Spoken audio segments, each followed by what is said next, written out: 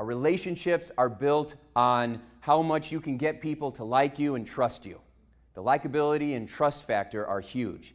When you're meeting someone for the first time, your goal is to do things that cause trust and likability. Especially if you're in the kind of business that we're in where it's important that our relationships are strong with the people that we are around, our internal customers and our external customers, right? So we have to focus on always building the relationship more than we're trying to build a sale. And we're always working on our communication, which is why success is an inside job. We're always paying attention to how we're thinking. It's amazing. You wouldn't ride down the highway in your car and just let go of the wheel, right? And hope you arrive safely. I mean, you grab the wheel to make sure you arrive at your destination. Well, we got to drive the wheel of our mind, become more aware and take charge instead of letting our thoughts just control us, because you can't control the thoughts that come into your mind, but once they're there, you can. Voltaire, a philosopher, once said, "You're not in control of the hand you're dealt, but you are in control of how you play it." And that's what we want to keep reminding ourselves of. So strategic rapport. How do you get people to like you and trust you? On purpose, with intention. Here's a few things. The first thing you can do is be a chameleon, okay? Birds of a feather flock together. We feel more comfortable around those who we feel like we have more connection with, more communication with. I remember going to Hawaii a long time ago, and I met someone from Indianapolis, or just from Indiana, and we were like pals just because we shared a state. Think about the friends that you grew up with. You dress the same, you talk the same, you listen to the same music, you had the same words, right? The same catchphrases or inside jokes. And it seems like unless you've had training, unless you've gone out and had training in embracing diversity, we feel uncomfortable around people who are different than us. So what I always tell people is diversity is power. Because you don't want to hang around with people that just think like you, because then you'll only know a little bit. You got to get around people that think totally different from you, and you get a whole other perspective.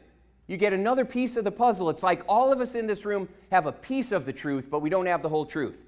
It's like 5 blind people standing around an elephant. They all got a piece of the elephant. One's got the tail and says, an elephant is like a rope. And the other one has a leg and says, no, it's like a tree. Another one's pushing, no, an elephant's like a wall. They all have a piece of the truth, but they don't have the whole truth.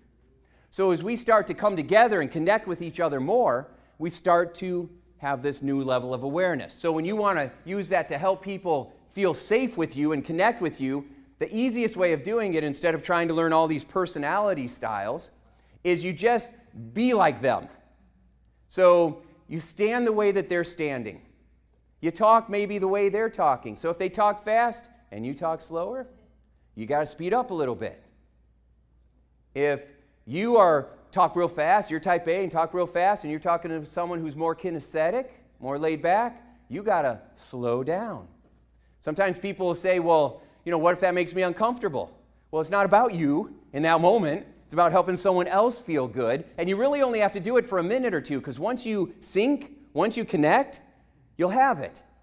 And if anything ever starts to go awry in the relationship, it's just because you lost rapport. You can get it back this way. So let me give you... All right, so Michael. So we're hanging out. So if I wanted to hang out with Michael, right, and help him feel comfortable with me, what I would do is I would start to stand the same way Michael stands. And if he moves, I'm going to catch it, and I'm going to start to move. Okay? So I'll just kind of look at him, and then as I'm talking or looking away, I kind of get in the same body language that he's in. Because if I go like this, does it feel different? It feels different? Why? Because it looks like you're not paying attention. Yeah, it feels like I'm not paying attention, even though I'm looking right at him. But what will happen is he'll have that thought, and he won't tell you. And you'll start to lose that relationship or the sale, and you won't even know why. And it's because we're always having 3 conversations. The one we're having, and the one that we're both having in our own head. Okay? So now if I'm standing this way, and then it feels more comfortable again, right? Yeah. All right, now I want you to face me this way. Okay? Now, if we stand like this, does it feel any different? Yeah.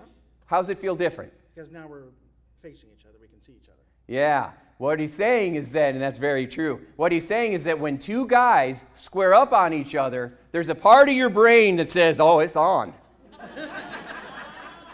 Right? It's like this alpha male thing in our brain gets stimulated and says there's a threat. And so when you square, unless you've known, if we've known each other forever, it wouldn't be that way. But if I just got to know you, what I would do is we angle off. Okay, so this feels a little uncomfortable, but this is okay. And you see, he's adjusting too. He's finding it. Yep, this is better. And so we're sending our energy that way. Is okay? Yeah. Good. Okay, good. You see how they went right into the body language there.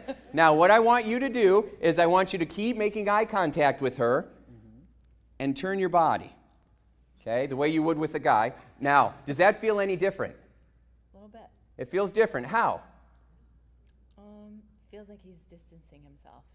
It feels like he's distancing himself. Now, he's looking right at you. Yeah. Okay? But it feels like all of a sudden he's more distant. Yeah. So if you and I were married and you were trying to sell me something and you're talking to me and you're not facing her, she's in her head going, I don't know what it is, but we ain't working with him. I don't trust him. I got a feeling, right? And he'll be like, I have no idea what happened. I made eye contact, I said hello because of that. So get back in rapport. Oh, yeah. Ah, that's much better. Give him a round of applause. Thank you, guys. The speed, if you go up to somebody, again, like I said, or volume. You know, if I'm like, hey, how's it going? How you doing? I'm all fired up. I'm a motivational speaker. A little bit. Yeah. And she'd be like, dude, why are you yelling at me? Right? So if I was going to talk to her, I'd be like, hey, how are you? Good. And you'll notice that I made eye contact. I didn't stand over her, because that can trigger stuff too. You just start to pay attention. Now, I know I'm telling you a lot of stuff. Just take one thing and then get good at it and then add to it.